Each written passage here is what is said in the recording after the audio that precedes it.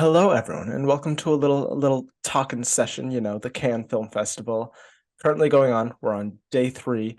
A few notable films have premiered and gotten their reviews. We're going to talk about Indiana Jones, Monster, maybe a little Johnny Depp. We'll talk about all that, and then a few films left to premiere that we will talk about in another little talking session. May, December, Zone of Interest, a few other notable films, and as well. Oh, of course, Killers of the Flower Moon, which their trailer just premiered today, and we'll be chatting about that as well. How you feeling, Anthony? We're at film festival time. Yes. I guess the award season has started. It still feels ridiculously early, but we're getting some Yes. clarity on some of what could be major contenders, some that we thought could be maybe not as much. I do think it's interesting because I do think the con audience is as polar opposite to what the Academy audience is. I do think, Hmm. sometimes they overlap. Marty in like 1955, Parasite in 2019. Uh, Yes. I think that's it. But in the end, I just think Yeah. that it's important to see these movies play to an audience because no matter what audience they're playing to, getting just some word of mouth on the movie. Of course, there are U.S. critics and press that are here.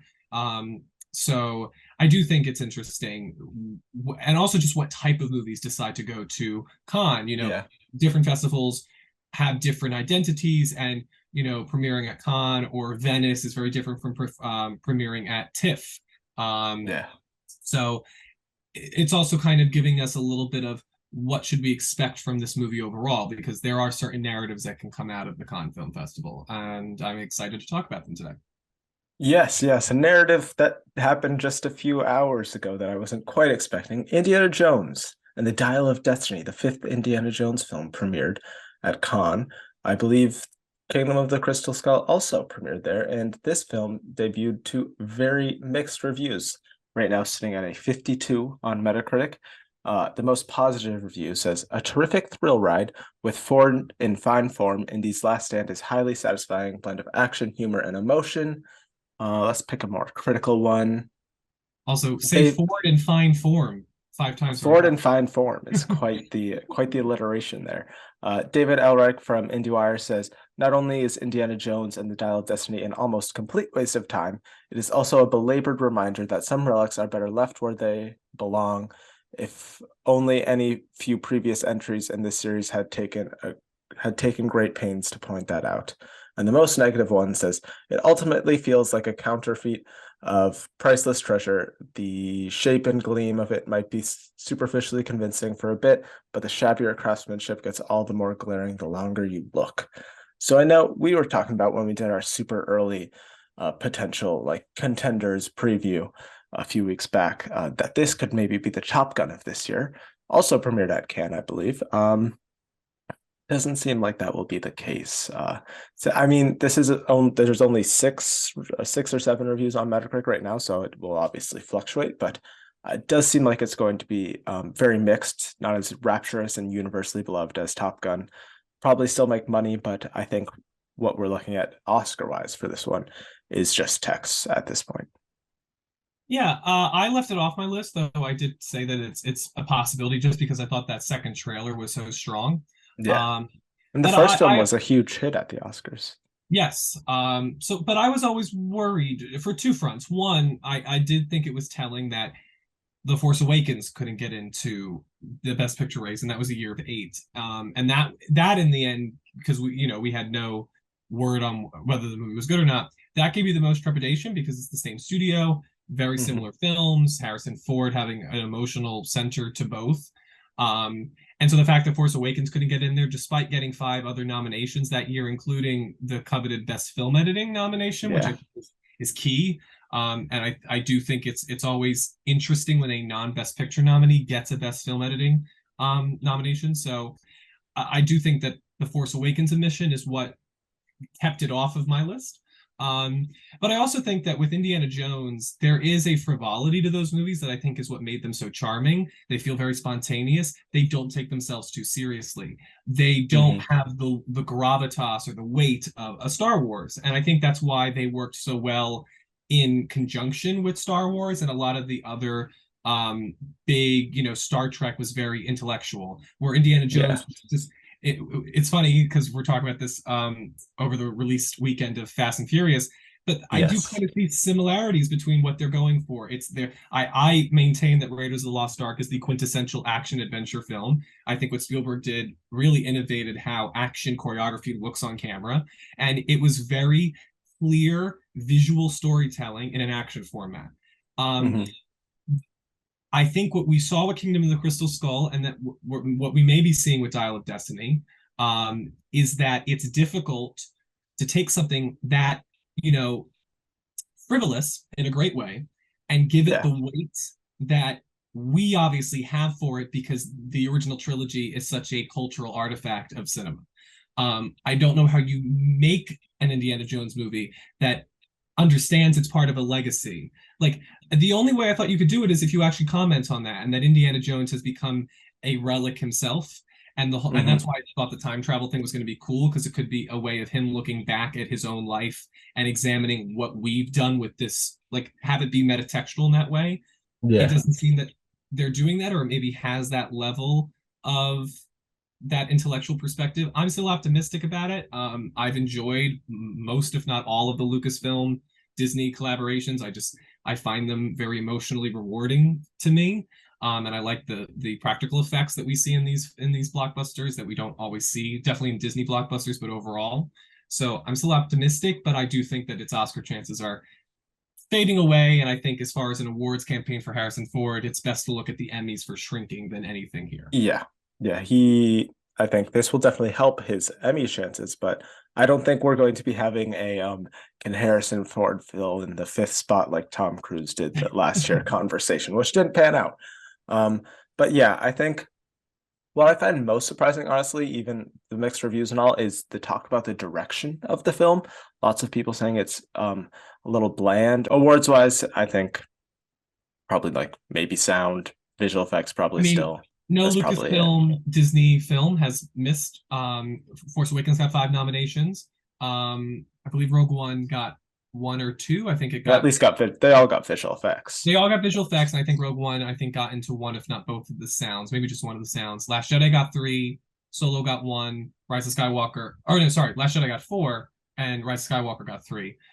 So they always have a presence. I do think there will always be a Probably certain gets scored too still, I think. that I think that's possible. I feel like we're just going to keep nominating John Williams because we do. I Of think the Academy course. doesn't want to not nominate him for his last score, so we're going to continue Yeah. to nominate him. And listen, he is the Mozart of our time, so you know He's yeah.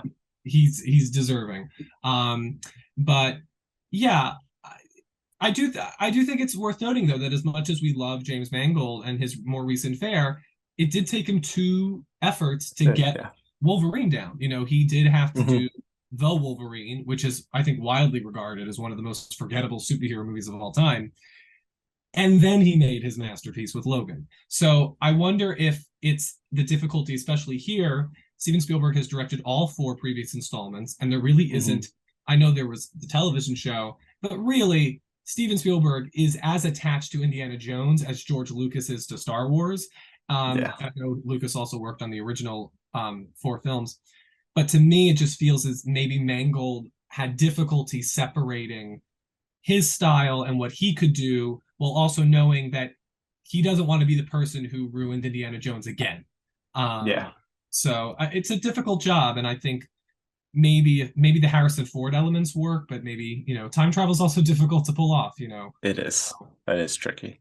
Uh yeah. So I would say if you had this in your best picture 10, I would take it out and I'd say really just look out if sound, score, visual effects. That's really all I can think of that it would probably get into. Yeah. But yeah, a little sad. Another film that premiered at the Cannes Film Festival, uh, I believe 2 days ago at this point, I think. I'll have to think about that. Time is a But flat circle. it is.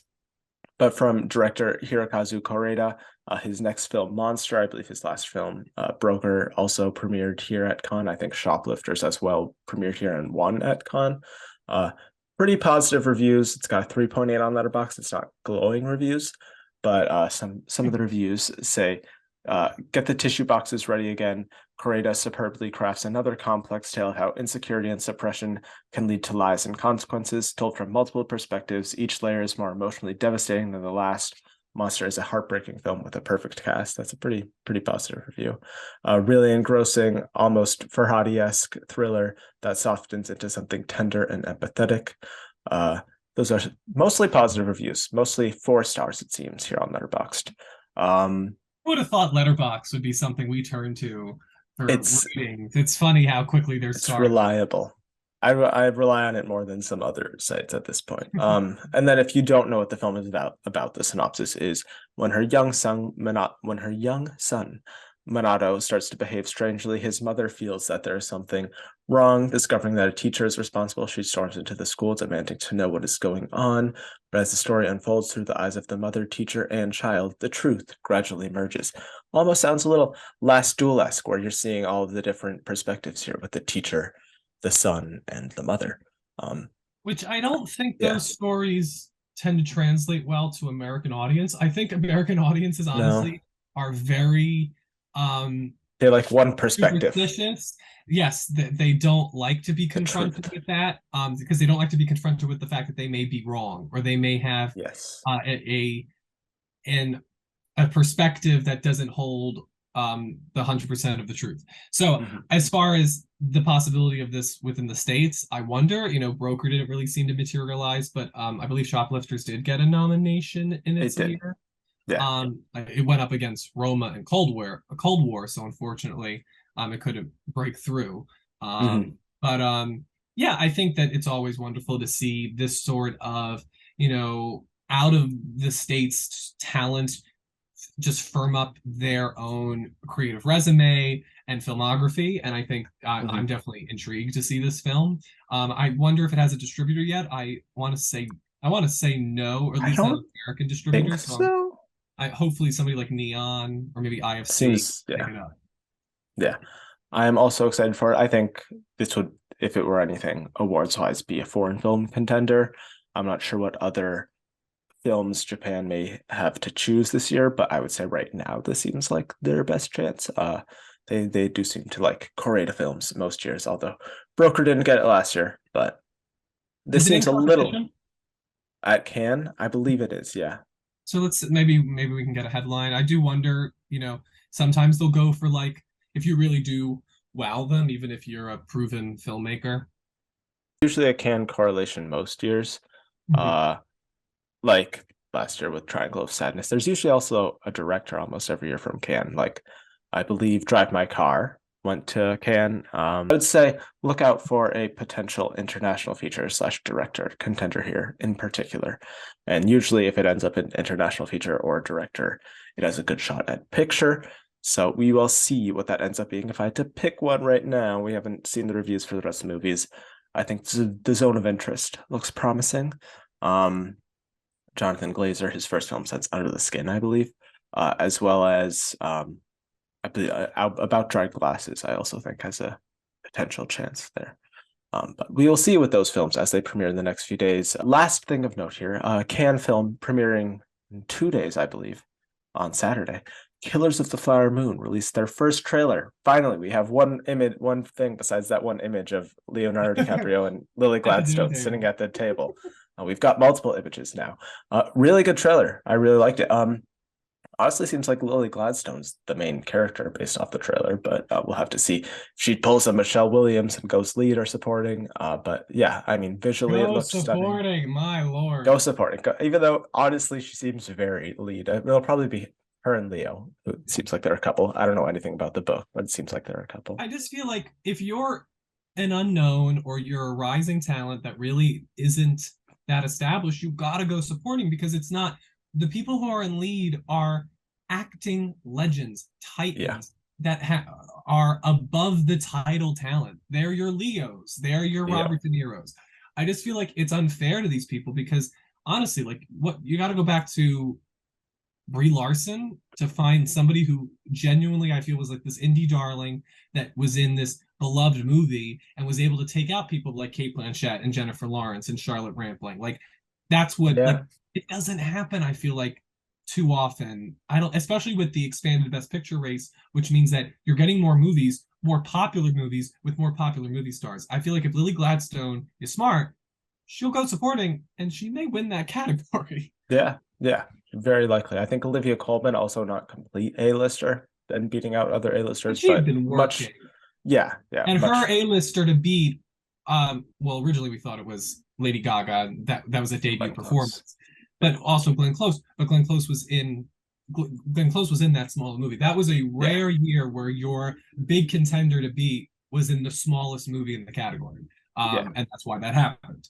But yeah. too often I feel that, like, you know, it's listen. Listen. If she is unequivocally the lead of the movie, we'll see. But Leonardo Mhm. DiCaprio does get top billing, so I think they have that to rest on. Listen, if Viola Davis could go supporting, I think Lily Gladstone can go Oh, support. yes, I agree. I agree. And I haven't even seen Um, the movie. yeah, the whole 3.5 hours of it, but it looks really good. Comes out in October, theaters before hitting Apple TV, Apple and Paramount double teaming it. Uh, Very Visually smart. I incredible, think they could very change the smart game. move. We'll see what It, happens. I think so. I think Apple, I mean, obviously they already won Best Picture before Netflix, and I think they are smarter than Netflix in terms of their approach to releasing their films, putting them in theaters. And I think, aren't they also behind Napoleon, which they're teaming with I Sony believe on so. to And Ridley release? Scott. Sony is releasing it theatrically, so I Which think their approach makes more sense. that was the problem with the Netflix strategy with Roma and The Irishman, which is that, okay, you're giving filmmakers these incredible budgets to create this wonderful art. And they did Yeah, create wonderful art, but they created it for the big screen. That scale and scope is lost on the small screen. That is why I still feel to this day that 2019 should have been Marriage Story, because that was the it movie should that have been. best played on a smaller screen and therefore had the bigger chance of wowing people over. So if they, and listen, you have Martin Scorsese reteaming with Robert De Niro, teaming with Al Pacino for the first time, Joe Pesci. Like, I understand, but I think that was their problem. I think Apple TV, it doesn't have to make a lot of money in theaters, but it gives the people who want to see it in theaters that opportunity. And also, I think it shows committed that this is a movie. We're spending all this money for this scale. This is the intended viewing. And I think that's great. And they're making it accessible, hopefully, playing in enough theaters. I would imagine maybe 1,000 theaters. I think Um, it'll be pretty wide. yeah. I mean, with this It cast might too. not do well, but I mean, it won't break even considering the budget. But I think even just within the Academy, I think voters also appreciate the film being shown theatrically and supporting the theatrical business versus streaming. I think that puts that's a good note for everyone. But yeah, I loved the trailer. I'm excited for the movie. Right. Um, I think it'll probably be our nomination leader. There's probably very few categories I don't see it getting nominated in. Most of the techs, it'll probably get 3 or 4 acting nominations. A surprising lack of Jesse Plemons in this trailer. If I were to guess, he would be the one of the 4 main actors to not get nominated here. I think it would be the whole more veteran actor, Robert De Niro, taking out I Jesse think Plemons in they have supporting. an IOU for the Irishman with De Niro, so I think he'll They get do. it. Yeah, and I don't think Jesse Plemons will probably, but we'll do our acting predictions soon. Soon. We'll be Listen, on we there soon. doubted him before, and he snuck in for Power of the Dog, so never That's doubt true. Plemons. He is a That's beloved true. actor. He's like Olivia Colman. He was popping up in all these separate places, and then he had his moment. And I think this may be his lost daughter as far as like just or the father, like just cementing that if he's in a Continuing. movie, he's gonna get nominated. So we'll see. Yeah. Yeah. He almost there was in like multiple Best Picture nominees for a lot of years in a row, but I think COVID denied that one year. Right. But yeah, looks very good. Yeah. Any other thoughts? I think it'll get a bunch of nominations. I think unlike the Irishman, it will get a bunch of nominations. I And think unlike The unlike Irishman, I do think there's a likely course for it to win a couple. I think Um, it could win a few. I don't think it will win Best Picture or Director even. I think those two it will not win. we'll I see. think it could win one acting category, maybe one tech. The thing with Scorsese is, as much as he is a titan of this industry and of the art form, he's only won once. So Yeah. it's not like Spielberg where he has the commercial success, which Scorsese has some, but not to the same degree. It's not like he's Mhm. been rewarded with commercial success. No. And also Spielberg had many films nominated for Best Picture. He's won 2 Best Director statuettes already. I could see if people, you just got to be one of the best of the filmography. If you are one of the best, I think there is always the possibility that you can win. Clint Eastwood shows he won for Yeah. Unforgiven. And then the $1 Million Baby, people thought it was one of his best. Look at that, won Best Picture. That was So a little while ago, though. I think the recent Mhm. trend is them awarding newer names, newer directors on the scene. So right now, if I mean, we'll have a prediction video soon, but I do not have Martin Scorsese winning, but he will definitely be nominated. Any other thoughts on the trailer? It looks like Martin Scorsese's There Will Be Blood, and I'm here for it. Yeah, yeah, it does. It does. It looks very good, very exciting. Yeah, that's really all I have thoughts wise on the. But I mean, we'll have reactions to the movie, so we'll know for sure within like 2 days, and then we'll be back talking about the rest of those films. May, December, Zone of Interest, About Dry Glasses, Killers of the Flower Moon, plenty of fun stuff when we talk about the rest of Cannes, and then after that, we will have some Oscar predictions for you now that we have a little more information than we did before. And then, of course, all the Emmy stuff happening right now. We shall see. And then, yeah, Succession, Barry ending soon, all that fun stuff. If Any the Emmys final happen, thoughts? we'll see what happens with the The strikes. Emmys, yeah, we'll see. Yeah, they'll happen eventually. Maybe not on the planned date, but yeah, eventually. That is all. Where can they find you on the internet, Anthony? At Anthony_Post, you know where to find me. Yeah, yes. And yeah, thank you all for watching. Like the video, subscribe, and we'll see you in whatever video comes after this. Probably Emmy predictions. So yeah. Bye.